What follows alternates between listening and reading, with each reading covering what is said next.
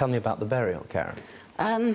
My son was staying with us at the time, and he said, Mum, I'll dig a grave in the garden, which he did. It took him a while because the garden was very stony and rocky, so it took him a while, but he dug the grave. And you put him in, and you had, and that's where you put it, you had a ceremony of some description.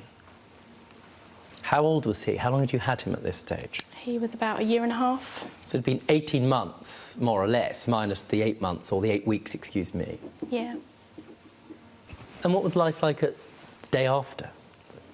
Well, I was in bed, and all of a sudden my uncle burst through my bedroom door with Norman in his arms.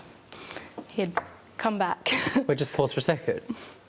So you'd buried a cat who you believed to be Norman. Yeah.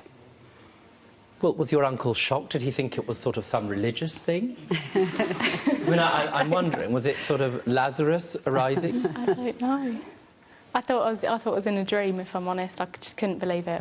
So it was a case of mistaken identity? Yes. Yes. You'd buried a cat in your garden. Will you tell me what happened? We